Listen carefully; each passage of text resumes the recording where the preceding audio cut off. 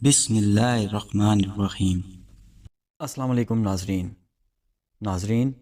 حضرت رابعہ بصری رحمۃ اللہ علیہ خاصان خداوندی اور پردہ نشینوں کی مخدومہ،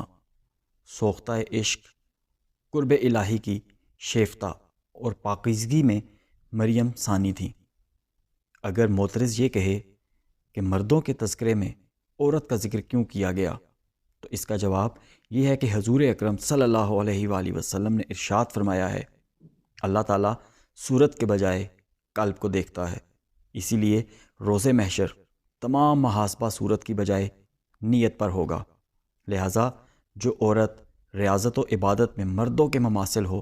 اس کو بھی مردوں ہی کی صف میں شمار کرنا چاہیے، اس لیے کہ جب یوم حساب میں مردوں کو پکارا جائے گا تو سب سے قبل مریم آگے بڑھیں گی۔ دوسرا جواب یہ ہے کہ اگر رابعہ بصری حضرت حسن بصری رحمۃ اللہ علیہ کی مجالس میں شرکت نہ کرتیں تو شاید آپ کے تذکرے کی صورت پیش نہ آتی، لیکن اس کتاب میں جن بزرگوں کے حالات بیان کیے گئے ہیں وہ بطور توحید کے بیان کیے گئے ہیں، جس میں من و تو کا کوئی امتیاز باقی نہیں رہتا۔ اور بو علی فارمدی کے اس قول کے مطابق مرد و زن میں فرق کرنا بے سود ہے کہ نبوت عین عزت و رفعت ہے، اس میں چھوٹے بڑے کا کوئی امتیاز نہیں۔ اسی طرح ولایت کے مراتب بھی ہیں جن میں مرد و زن کا امتیاز نہیں ہوتا، اور چونکہ رابعہ بصری با اعتبار ریاضت و معرفت ممتاز زمانہ تھیں، اس لیے تمام اہل اللہ کی نظر میں معتبر اور ذی عزت تصور کی جاتی تھیں، اور آپ کے احوال اہل دل حضرات کے لیے زبردست حجت کا درجہ رکھتے ہیں۔ ولادت کی شب میں آپ کے والد کے ہاں نہ تو اتنا تیل تھا جس سے ناف کی مالش کی جاتی، اور نہ اتنا کپڑا تھا جس میں آپ کو لپیٹا جا سکتا، حتیٰ کہ بدحالی کا یہ عالم تھا کہ گھر میں چراغ تک نہ تھا، اور چونکہ آپ اپنی 3 بہنوں کے بعد تولد ہوئیں، اسی مناسبت سے آپ کا نام رابعہ رکھا گیا۔ اور جب آپ کی والدہ نے والد سے کہا کہ پڑوس میں سے تھوڑا سا تیل مانگ لاؤ تاکہ گھر میں کچھ روشنی ہو جائے، تو آپ نے شدید اصرار پر ہمسائے کے دروازے پر صرف ہاتھ رکھ کر گھر میں آ کے کہہ دیا کہ وہ دروازہ نہیں کھولتا، کیونکہ آپ یہ عہد کر چکے تھے کہ خدا کے سوا کبھی کسی سے کچھ طلب نہ کروں گا۔ اسی پریشانی میں نیند آ گئی تو خواب میں حضور اکرم صلی اللہ علیہ وآلہ وسلم کی زیارت ہوئی، اور آپ نے تسلی و تشفی دیتے ہوئے فرمایا کہ تیری یہ بچی بہت ہی مقبولیت حاصل کرے گی، اور اس کی شفاعت سے میری امت کے 1000 افراد بخش دیے جائیں گے۔ اس کے بعد حضور صلی اللہ علیہ وآلہ وسلم نے فرمایا کہ والی بصرہ کے پاس ایک کاغذ پر تحریر کر کے لے جاؤ کہ تو ہر یوم 100 مرتبہ مجھ پر درود بھیجتا ہے، اور شب جمعہ میں 400 مرتبہ، لیکن آج جمعے کی جو رات گزری ہے اس میں تو درود بھیجنا بھول گیا، لہٰذا بطور کفارہ حامل حضا کو 400 دینار دے دے۔ صبح کو بیدار ہوئے اور آپ بہت روئے اور خط تحریر کر کے دربان کے ذریعے والی بصرہ کے پاس بھیجا۔ اس نے مکتوب پڑھتے ہی حکم دیا کہ حضور صلی اللہ علیہ وآلہ وسلم کی یاد آوری کے شکرانے میں 10,000 درہم تو فقراء میں تقسیم کر دو، اور 400 دینار اس شخص کو دے دو۔ اس کے بعد والی بصرہ تعظیماً خود آپ سے ملاقات کرنے پہنچا اور عرض کیا کہ جب بھی آپ کو کسی چیز کی ضرورت ہوا کرے مجھے مطلع فرما دیا کریں۔ چنانچہ انہوں نے 400 دینار لے کر ضرورت کا تمام سامان خرید لیا۔ حضرت رابعہ بصری رحمۃ اللہ علیہ نے جب ہوش سنبھالا تو والد کا سایہ سر سے اٹھ گیا، اور قحط سال کی وجہ سے آپ کی تینوں بہنیں بھی آپ سے جدا ہو کر نہ جانے کہاں مقیم ہو گئیں۔ آپ بھی ایک طرف کو چل دیں، اور ایک ظالم نے پکڑ کر زبردستی آپ کو اپنی کنیز بنا لیا، اور کچھ دنوں کے بعد بہت ہی قلیل رقم میں فروخت کر دیا، اور اس شخص نے اپنے گھر بلا کر بے حد مشقت آمیز کام آپ سے لینے شروع کر دیے۔ ایک مرتبہ آپ کہیں جا رہی تھیں کہ کسی نامحرم کو اپنے سامنے دیکھ کر اتنے زور سے گری کہ ہاتھ ٹوٹ گیا۔ اس وقت آپ نے سر بسجود ہو کر عرض کیا کہ یا اللہ، میں بے یارو مددگار پہلے ہی سے تھی اور اب ہاتھ بھی ٹوٹ چکا ہے، اس کے باوجود میں تیری رضا چاہتی ہوں۔ چنانچہ ندائے غیبی آئی کہ اے رابعہ غمگین نہ ہو، کل تجھے وہ مرتبہ حاصل ہوگا کہ مقرب فرشتے بھی تجھ پر رشک کریں گے۔ یہ سن کر آپ خوشی خوشی اپنے مالک کے ہاں پہنچ گئیں، اور آپ کا یہ معمول رہا کہ دن میں روزہ رکھتی اور رات بھر عبادت میں صرف کر دیتی۔ اور ایک شب جب آپ کے مالک کی آنکھ کھلی تو اس نے حیرت سے چاروں طرف دیکھا اور اس وقت ایک گوشے میں آپ کو سر بسجود پایا اور ایک معلق نور آپ کے سر پر فیروزاں دیکھا، جبکہ آپ اللہ تعالیٰ سے یہ عرض کر رہی تھی کہ اگر میرے بس میں ہوتا تو ہمہ وقت تیری عبادت میں گزار دیتی، لیکن چونکہ تو نے مجھے غیر کا محکوم بنا دیا ہے، اس لیے میں تیری بارگاہ میں دیر سے حاضر ہوتی ہوں۔ یہ سن کر آپ کا آقا بہت پریشان ہو گیا اور یہ عہد کر لیا کہ مجھے تو اپنی خدمت لینے کے بجائے الٹی ان کی خدمت کرنی چاہیے۔ چنانچہ صبح ہوتے ہی آپ کو آزاد کر کے استدعا کی کہ آپ یہیں قیام فرمائیں تو میرے لیے باعث سعادت ہے، ویسے آپ اگر کہیں اور جگہ جانا چاہیں تو آپ کو اختیار ہے۔ یہ سن کر آپ حجرے سے باہر نکل آئیں اور ذکر میں مشغول ہو گئیں۔ آپ شب و روز میں 1000 رکعت پڑھا کرتی تھیں اور گاہے گاہے حضرت حسن بصری رحمۃ اللہ علیہ کے واعظ بھی شریک ہوتیں۔ ایک روایت یہ ہے کہ ابتدا میں آپ گاتی بجاتی تھی، بعد میں تائب ہو کر جنگل میں گوشہ نشین ہو گئیں۔ پھر جس وقت سفر حج پر روانہ ہوئیں تو آپ کا ذاتی گدھا بہت کمزور تھا، اور جب آپ سامان لاد کر روانہ ہو چکیں تو وہ راستے ہی میں مر گیا۔ یہ دیکھ کر اہل قافلہ نے عرض کیا کہ آپ کا سامان ہم لوگ اٹھا لیں گے، لیکن آپ نے فرمایا کہ میں نے تمہارے بھروسے پر سفر نہیں کیا۔ یہ سن کر اہل قافلہ آپ کو تنہا وہیں چھوڑ کر آگے بڑھ گئے۔ اس وقت آپ نے بارگاہ الہی میں عرض کیا کہ ایک نادار و عاجز کے ساتھ یہی سلوک کیا جاتا ہے کہ پہلے تو اپنے گھر کی جانب مدعو کیا، پھر راستے میں میرے گدھے کو مار ڈالا اور مجھ کو جنگل میں تنہا چھوڑ دیا گیا۔ ابھی آپ کا شکوہ ختم بھی نہ ہونے پایا تھا کہ گدھے میں جان آ گئی اور آپ اس پر سامان لاد کر عازم مکہ ہو گئیں۔ ایک راوی کا بیان ہے کہ عرصہ دراز کے بعد میں نے اس گدھے کو مکہ معظمہ کے بازار میں فروخت ہوتے بچشمے خود دیکھا۔ اس سے معلوم ہوتا ہے کہ آپ کی برکت دعا سے اس کی عمر طویل ہوئی۔ جب آپ مکہ معظمہ پہنچیں تو کچھ ایام بیابان میں مقیم رہ کر خدا سے التجا کی کہ میں اس لیے دل گرفتہ ہوئی کہ میری تخلیق تو خاک سے ہوئی ہے اور کعبہ پتھر سے تعمیر کیا گیا، لہٰذا میں تجھ سے بلا واسطہ ملاقات کی خواہش مند ہوں۔ چنانچہ بلا واسطہ اللہ تعالیٰ نے مخاطب کر کے فرمایا کہ رابعہ، کیا نظام عالم دھرم بھرم کر کے تمام اہل عالم کا خون اپنی گردن پر لینا چاہتی ہے؟ کیا تجھے معلوم نہیں کہ جب حضرت موسیٰ علیہ السلام نے دیدار کی خواہش کی اور ہم اپنی تجلیات میں سے ایک چھوٹی سی تجلی طور سینہ پر ڈالی تو وہ پاش پاش ہو گیا؟ اس کے بعد جب آپ دوبارہ حج کو گئیں تو دیکھا کہ خانہ کعبہ خود آپ کے استقبال کے لیے چلا آ رہا ہے، اور آپ نے فرمایا کہ مجھے مکان کی حاجت نہیں بلکہ مکین کی ضرورت ہے، کیونکہ مجھے حسن کعبہ سے زیادہ جمال خداوندی کے دیدار کی تمنا ہے۔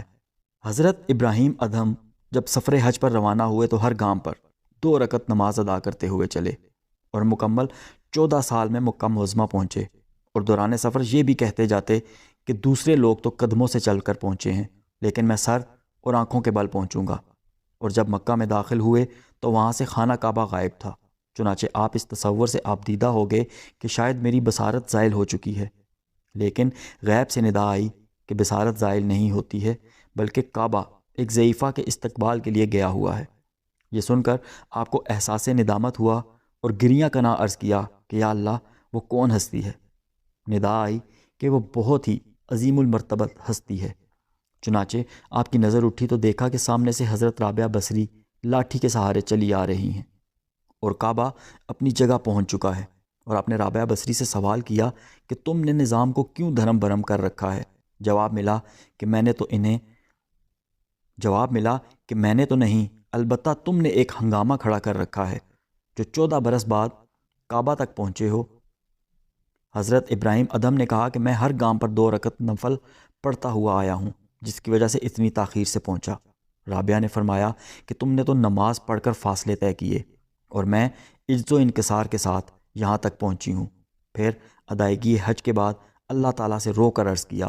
تو نے حج پر بھی اجر کا وعدہ فرمایا ہے اور مصیبت پر صبر کرنے پر بھی، لہٰذا اگر تو میرا حج قبول نہیں فرماتا تو پھر مصیبت پر صبر کرنے کا ہی اجر عطا کر دے،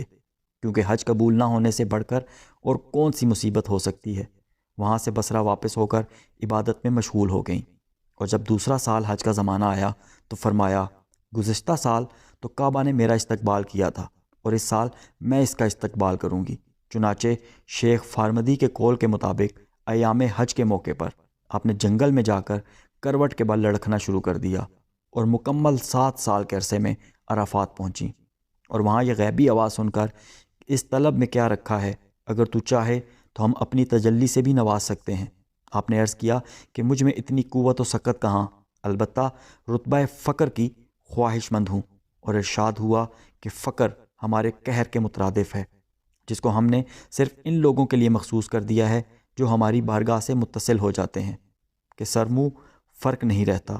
پھر ہم انہیں لذت وصال سے محروم کر کے آتش فراق میں جھونک دیتے ہیں، لیکن اس کے باوجود ان پر کسی قسم کا حزن و ملال نہیں ہوتا، بلکہ حصول قرب کے لیے اثر نو سرگرم عمل ہو جاتے ہیں۔ مگر تو ابھی دنیا کے 70 پردوں میں ہے، اور جب تک ان پردوں سے باہر آ کر ہماری راہ میں گامزن نہ ہوگی، اس وقت تک تجھے فقر کا نام بھی نہ لینا چاہیے۔ پھر ارشاد ہوا کہ ادھر دیکھ، اور جب رابعہ نے نگاہ اٹھا کر دیکھا تو لہو کا ایک بحر بے کراں ہوا میں لٹکا ہوا نظر آیا، اور ندا آئی کہ ہمارے ان عشاق کی چشمے خون چکا کا دریا ہے جو ہماری طلب میں چلے اور پہلی ہی منزل پر اس طرح پا شکستہ ہو کر رہ گئے کہ ان کا کہیں سراغ نہیں ملتا۔ رابعہ بصری رحمۃ اللہ علیہ نے عرض کیا کہ ان عشاق کی ایک صفت مجھ پر بھی ظاہر ہو، مگر یہ کہتے ہی انہیں نسوانی معذوری ہو گئی، اور یہ ندا آئی کہ ان کا مقام یہی ہے جو 7 برس تک پہلو کے بل لڑکتے ہیں تاکہ خدا تک رسائی میں ایک حقیر سی شے کا مشاہدہ کر سکیں، اور جب وہ قرب منزل تک رسائی حاصل کر لیں تو ایک حقیر سی علت ان کی راہوں کو مسرور کر کے رکھ دے۔ پھر رابعہ رحمۃ اللہ علیہ نے عرض کیا کہ اگر تیری مرضی مجھے اپنے گھر میں رکھنے کی نہیں تو پھر مجھے بصرہ ہی میں سکونت کی اجازت عطا کر دیں، کیونکہ میں تیرے گھر میں رہنے کی اہل نہیں ہوں، اور یہاں آمد سے قبل صرف تمہارے دیدار میں زندگی بسر کرتی رہی، جس کی مجھے اتنی بڑی سزا دی گئی ہے۔ یہ عرض کر کے بصرہ واپس پہنچ گئیں اور تا حیات گوشہ نشین ہو کر مصروف عبادت رہیں۔ 2 بھوکے افراد رابعہ بصری رحمۃ اللہ علیہ کے ہاں بغرض ملاقات حاضر ہوئے اور باہمی گفتگو کرنے لگے کہ اگر رابعہ کے اس وقت کھانا پیش کر دیں تو بہت اچھا ہو، کیونکہ ان کے ہاں رزق حلال میسر آ جائے گا، اور آپ کے ہاں اس وقت صرف 2 ہی روٹیاں تھیں، وہی ان کے سامنے رکھ دیں۔ دریں اثنا کسی سائل نے سوال کیا تو آپ نے وہ دونوں روٹیاں اٹھا کر اس کو دے دیں۔ یہ دیکھ کر حیرت زدہ سے رہ گئے، لیکن کچھ ہی وقفے کے بعد ایک کنیز بہت سی گرم روٹیاں لیے ہوئے حاضر ہوئی اور عرض کیا یہ میری مالکہ نے بھجوائی ہیں، اور جب آپ نے ان روٹیوں کا شمار کیا تو وہ تعداد میں 18 تھیں۔ یہ دیکھ کر کنیز سے فرمایا کہ شاید تجھے غلط فہمی ہو گئی ہے کہ یہ روٹیاں میرے ہاں نہیں بلکہ کسی اور کے ہاں بھیجی گئی ہیں۔ لیکن کنیز نے وثوق کے ساتھ عرض کیا کہ آپ ہی کے لیے بھجوائی ہیں، مگر آپ نے کنیز کے مسلسل اصرار کے باوجود واپس کر دیں، اور جب کنیز نے اپنی ملکہ سے واقعہ بیان کیا تو اس نے حکم دیا کہ اس میں مزید 2 روٹیوں کا اضافہ کر کے لے جاؤ۔ چنانچہ جب آپ نے 20 روٹیاں شمار کر لیں تب ان مہمانوں کے سامنے رکھا اور محو حیرت ہو کر کھانے میں مصروف ہو گئے، اور جب فراغت طعام کے بعد رابعہ بصری سے واقعے کی نوعیت معلوم کرنا چاہی تو فرمایا کہ جب تم یہاں حاضر ہوئے تو مجھے معلوم ہو گیا تھا کہ تم بھوکے ہو، اور جو کچھ گھر میں حاضر تھا وہ میں نے تمہارے سامنے رکھ دیا۔ اسی دوران ایک سائل آ پہنچا اور وہ دونوں روٹیاں میں نے اسے دے کر اللہ سے عرض کیا کہ تیرا وعدہ 1 کے بجائے 10 دینے کا ہے، اور مجھے تیرے قول صادق پر مکمل یقین ہے، لیکن کنیز کے 18 روٹیاں لانے سے میں نے سمجھ لیا کہ اس میں ضرور کوئی سہو ہوا ہے، اس لیے میں نے واپس کر دیں، اور جب وہ پوری 20 روٹیاں لے کر آئی تو میں نے وعدہ کی تکمیل میں لے لیں۔ ایک مرتبہ بوجھ تھکاوٹ نماز ادا کرتے ہوئے نیند آ گئی۔ اسی دوران میں ایک چور آپ کی چادر اٹھا کر فرار ہونے لگا، لیکن اسے باہر نکلنے کا راستہ ہی نظر نہیں آیا، اور چادر اپنی جگہ رکھتے ہی راستہ نظر آ گیا، لیکن اس نے بوجہ حرص پھر چادر اٹھا کر فرار ہونا چاہا، اور پھر راستہ نظر آنا بند ہو گیا۔ غرض کہ اسی طرح اس نے کئی مرتبہ کیا، اور ہر مرتبہ راستہ مسدود نظر آیا، حتیٰ کہ اس نے ندائے غیبی سنی کہ تو خود کو آفت میں کیوں مبتلا کرنا چاہتا ہے؟ اس لیے کہ چادر والی نے برسوں سے خود کو ہمارے حوالے کر دیا ہے، اور اس وقت سے شیطان تک اس کے پاس نہیں بھٹک سکتا، پھر کسی دوسرے کی کیا مجال ہے اور جو چادر چوری کر سکے، کیونکہ اگرچہ ایک دوست محو خواب ہے لیکن دوسرا دوست بیدار ہے۔